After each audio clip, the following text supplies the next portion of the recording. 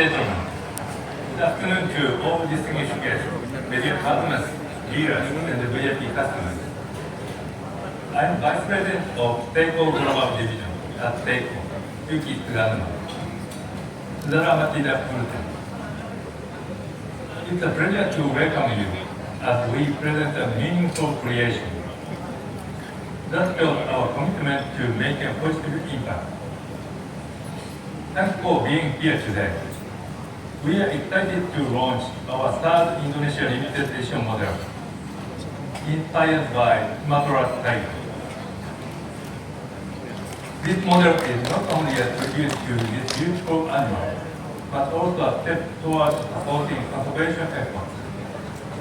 As part of our corporate social responsibility activity, we will donate a portion of the sales to the Tumbling Worldwide Nature Conservation to help protect the Sumatra tiger. It shows our dedication to preserving nature and building a sustainable future. Looking ahead, we, Seiko, will continue to engage in CSR activities in the future projects around the world, including promoting sustainable forestry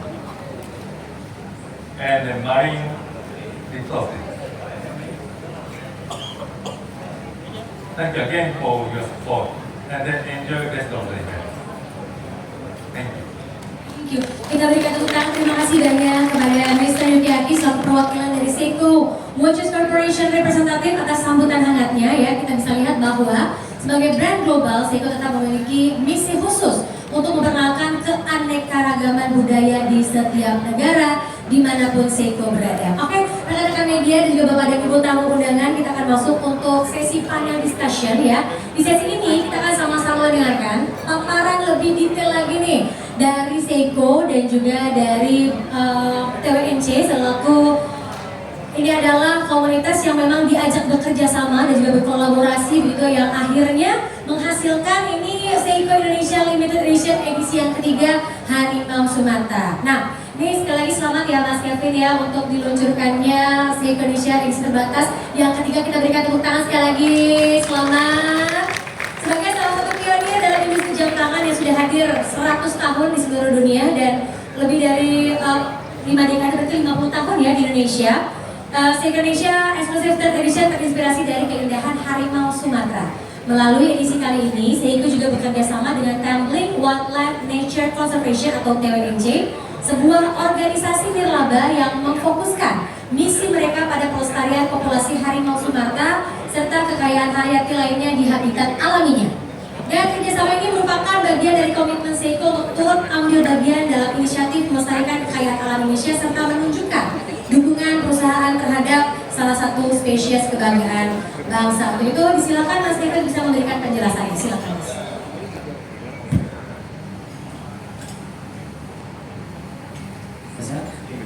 Ya, sekali lagi terima kasih yang hadir semua. Sudah diambil produknya, hopefully it's beyond expectation dari dulu ya. Kami juga sangat excited bisa akhirnya itu ambil desain terus Seiko Edition ketiga ini untuk Indonesia. Mungkin sedikit backstory. Ya kita pas mau desain model eksklusif kedua ini kita ada bingung sih karena ya since we did one untuk merah putih Garuda di tahun 2022 dan 2023 kami bikin model Komodo. Kita brainstorming nih dengan tim Seiko. Untuk yang ketiga mau bikin apa ya? Kita mau bikin model yang number one itu obviously desainnya bagus. Number two itu merepresentasikan negara Indonesia.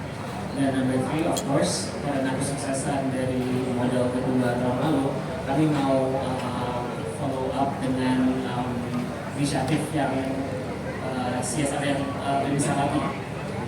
Makanya itulah kita keluarkan desain Sumatera Tiger karena nomor one Sumatera Tiger is unique to Indonesia dan yang kedua itu Sumatera Tiger itu sudah di list IUNC di Usuna Merah, landmark. Jadi ya, very important to raise awareness. Dan kita mau bantu sebisa mungkin untuk konservasi binatang ini. Mungkin saya teknis sedikit, saya mau jelaskan desain dari binatang ini. Ini sebagai slide. Ya, jadi desainnya kita desain Seiko 5 Sports atau yang dipanggil FTX di komunitas Jerman dengan kaliber 4R36, dan saya senang sekali karena bisa announce kalau mungkin tadi Pak Bamsud sudah sedikit juga bahwa kita kali ini ada 1000 pieces. Oh, tepuk tangan dulu dong.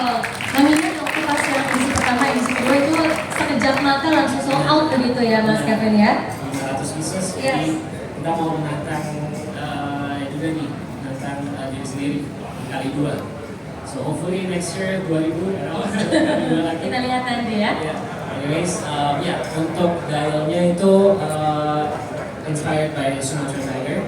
Jadi dialnya itu berwarna harimau Sumatera, dan kita juga ada special box, see-through case bags, dan juga di belakang ada marking Indonesia. Next slide.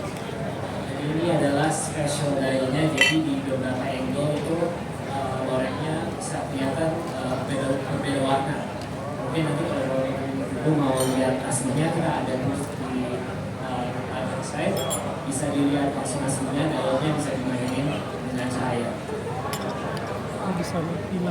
Oke, tepuk tangan dulu dong ya. Karena semuanya bisa lihat nanti ada di boothnya Seiko yang ada di belakang sana. Tapi yang pasti ini adalah kabar gembira bahwa edisi 1, edisi 2 itu ya, itu dalam waktu sekejap karena cuma 500 pieces ya, langsung laris-manis habis, sold out. Dan banyak komunitas yang kecewa ya, kenapa cuma sedikit banget nih gitu ya.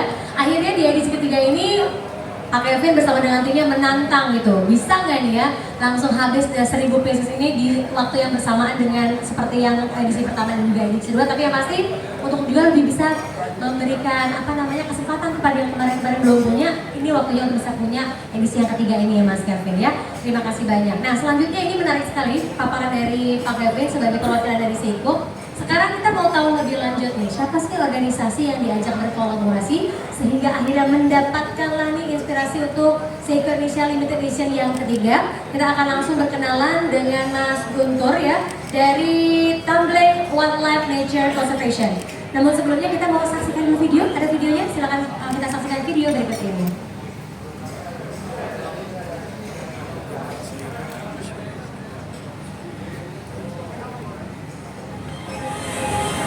In the heart of Sumatra lies the Sanctuary of Natural Beauty and Wildlife, a place where nature thrives and conservation efforts are making a difference. Welcome to Tumbling Wildlife and Nature Conservation.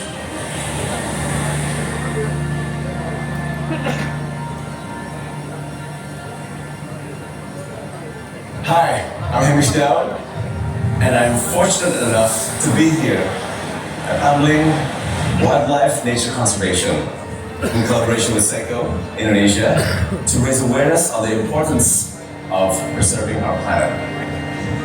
Now this is a perfect example of what conservation should look like. Tumbling is not just a conservation area, it's a beacon of hope for many species, spanning at almost 50,000 hectares of forest and up to 15,000 hectares of marine reserve. Tumbling is one of the most biodiverse ecosystems on the planet. Dulu awal masuk ke sini kita susah lihat rusak. Dulu lihat orang langsung lari kita. Saat ini dengan tidak terganggunya mereka, kita rasa nyaman.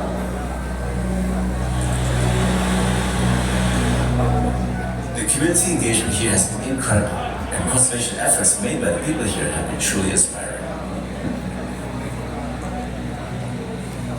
The rich forest with vibrant marine life, Tumbling is a refuge for countless species. But this sanctuary needs our support to continue its vital work. I'm completely blown away. The connection between humans and nature, the attention to detail, the preservation of species, marine and terrestrial. This is one of the most biodiverse ecosystems I've ever seen in my life. The hard work that's going into this place is mind-blowing. Seiko Indonesia is proud to support Tamrin Wildlife Nature Conservation. Our commitment to preserving the environment is reflected in our timepieces, inspired by nature's beauty. Gimana kondisi kampus sekarang, Bu? Makin bagus? Ya, Ya, dibanding dulu, lebih rapi ya sekarang ya? Iya, iya, iya. Aku pertama kali datangnya udah luar biasa, ini bagus sekali. Jadi Bapak udah berapa lama sih? Dari awal mulai pembangunan kanal. Oh ya, jadi udah berapa lama? Mulai pembangunan kanal itu 2007. Jadi ini kalau semakin terakhir, paling besar segini ya? 103. Incredible effort yang untuk jaga dan semuanya itu kayak lu lihat seperti Tamrin.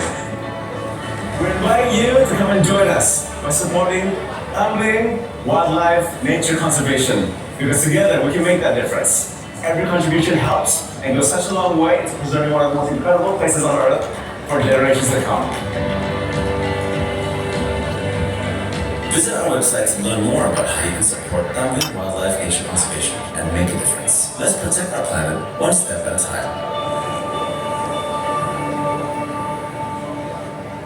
Tepuk tangan dulu. Jadi Hames Daud hadir di sini ya. Kemarin juga sudah jalan-jalan sama tim Seiko ya. Nanti kita akan ngobrol-ngobrol juga dengan Hames. Tapi mungkin Mas Guntur juga mau cerita dulu nih tentang TWNC Daud. Terus silakan Mas.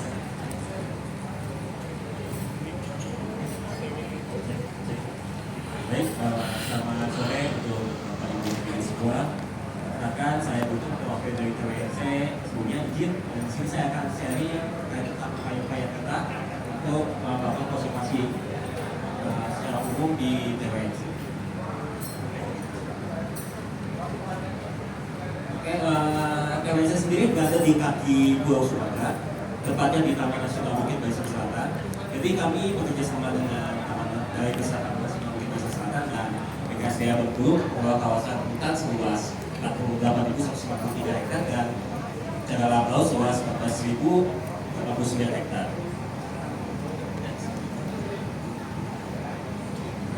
Dahulu kawasan ini masih banyak aktivitas ilegal di dalamnya, baik itu perambahan, kemudian illegal stay, kemudian illegal lodging, terus kemudian ada perburuan, bahkan eksploitasi alam secara tidak bijaksana. Kemudian pada tahun 96 kami adalah peduli pada saat itu sebagai wisatawan berkunjung ke Tamrin melihat beragam potensi wisata alam dan beragam potensi sumber alam yang melimpah. Kami terpanggil untuk menjaga kawasan ini.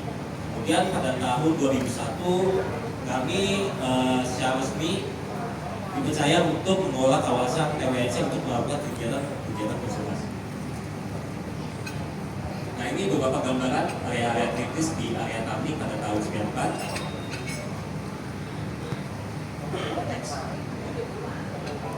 Jadi kami sendiri di bawah bimbingan dari kementerian melakukan beberapa aksi nyata terkait tentang kegiatan konservasi. Next. Dari hal tersebut pada tahun 2004 kami dari Taman Nasional Bukit Barisan Selatan dan beberapa taman nasional di Pulau Sumatera dinobatkan sebagai situs warisan dunia oleh UNESCO. Untuk melakukan kegiatan konservasi, kami memiliki beberapa strategi implementasi yang didasari dari pengembangan kawasan, kemudian juga ada pembinaan habitat atau pelestarian alam, kemudian kita juga melakukan kegiatan pemberdayaan masyarakat di dalam. Salah satu upaya kita yang menjadi tema hari ini ya, yaitu Harimau Sumatera, yaitu kita melakukan kegiatan konservasi Harimau Sumatera. Jadi pada tahun 2008 kami melakukan translokasi pertama, yaitu mentranslokasikan Harimau Sumatera dari Aceh 5 ekor ke Tamrin, kemudian kita rehabilitasi dan perpasliarkan. Selain itu juga kami memiliki pusat rehabilitasi pertama juga di Indonesia pada tahun 2007 untuk merehabilitasi Harimau Sumatera. Sejauh ini kami setelah merehabilitasi 13 individu dan 7 diantaranya telah dilepasliarkan ke alam. Nah, ini beberapa lokasi perpasliaran kita pada tahun 2008, 2010, 2015 dan 2017. Selain dari harimau Sumatera, kami juga telah mempersiapkan beragam jenis satwa, baik itu buaya, kemudian juga siamang, kemudian ada kukang, elang, penyu, dan lobster yang hasil sitaan nelayan yang mengambil di cakalang laut. Kita persiapkan lagi ke alam. Nah ini bukti nyata kita hasil survei pada tahun 2013 setelah kita jaga 10 tahun baru mulai tumbuh terumbu karang yang menjadi rumah bagi beberapa jenis ikan, kemudian beberapa jenis predator dari laut, yaitu sidat laut yang statusnya terancam, kemudian juga ada lumba-lumba yang juga mulai bermain di area TWNC, dan beragam jenis biota laut lainnya. Nah ini ada beberapa jenis sidat yang ada atau belut laut yang ada di Tambi. Nah, kita juga melakukan penyelamatan dugong. Pada saat itu, anakan dugong terdampar di perairan Tambi, kemudian kita evakuasi dan kita kirim lagi ke tengah laut untuk berharap si dugong ini tetap kembali hidup ke alam. Nah, selain itu juga ini beberapa temuan langka, yaitu ada jenis burung terkareng, burung raka, yang saking nyamannya tempat kita itu bertengger di office kita. Kadang selain burung langkong juga ada sendiri, kemudian ada siamang yang sering bermain di office kita. Jadi kita emang berusaha untuk sinergi antara manusia dengan alam. Jadi kalau di sana tuh suasananya merasa taman safari, tapi sebenarnya itu ada wildlife. Karena kita berusaha untuk tidak menyakiti satwa liar, yang akibatnya satwa liar tidak akan menyakiti kita. Nah itu yang kita lakukan selama kurang lebih 28 tahun. Dan juga ada beberapa teman tadi dari era sebelum Belanda, kemudian ini ada beberapa kegiatan dari Seiko di sana juga. Kami secara pribadi TWNC mengucapkan selamat ya atas peluncuran jam tangan Seiko edisi yang ketiga ya. Dan terima kasih banyak juga kami mengapresiasikan kepada Seiko karena telah mendukung aksi konservasi nyata ya untuk KN harimau Sumatera, yang harapannya kami bahkan ada Seiko-Seiko lainnya nih yang bisa berkontribusi kepada alam, yang tentunya akan mengkonservasi kawasan hutan, bahkan cagar laut, mungkin laut yang ada di Indonesia, yang khusus mungkin di Tambi juga. Mungkin demikian yang saya bisa sampaikan. Terima kasih atas kesempatannya. Terima kasih, tepuk tangan Mas Guntur, luar biasa. Hari tadi videonya sudah kita putar ya, sudah ada Mas Agus di sana yang jalan-jalan tuh di tempat untuk observasinya. Kami undang untuk bisa naik ke atas panggung bergabung untuk bisa ngobrol-ngobrol sama kita. Tepuk tangan kepada Hanus Daud dan juga Profesor Dr. Satyawan Purwoko. Kami undang bisa naik ke atas panggung. Silakan Pak. Mas Hanus Daud dan juga Bapak Satyawan, terima kasih banyak Pak. Pertanyaan untuk Pak Satyawan terlebih dahulu Pak nih ya. Bapak boleh nggak Pak kasih tahu sama kita Pak, berikan penjelasan begitu ya mengenai inisiatif saat ini yang dilakukan dari kementerian sendiri untuk melindungi spesies yang terancam punah dan juga habitatnya. Apa yang saat ini dilakukan Pak? Baik, terima kasih. Jadi untuk melindungi spesies di Indonesia yang telah terancam punah, kita menggunakan berbagai macam pendekatan. Yang pertama tentu saja dari segi pengaturan, dari segi regulasi, kita memiliki undang-undang konservasi keanekaragaman hayati dan ekosistemnya, dan di salah satu amanatnya adalah untuk memberikan perlindungan terhadap spesies tertentu. Kita punya peraturan pemerintah yang dua list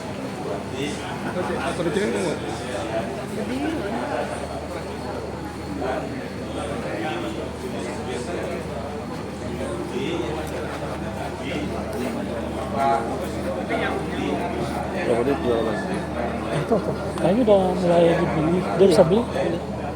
Kan belum ketahuan harganya nih.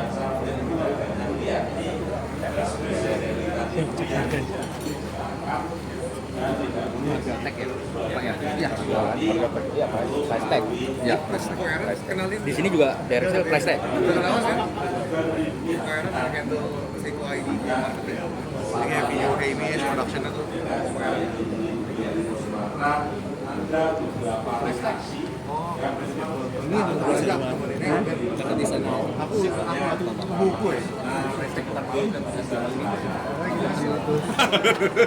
Nomor kecil loh, gitu. Gitu ya, pakai joki ya, Siap. Ntar nge-post ya, Om. Udah bikin video nge-post ya, Om. Pasti. Berapa harganya, Pak? 5.270.000. Gimana? Boleh, Pak? Sekarang bikin video. Iya.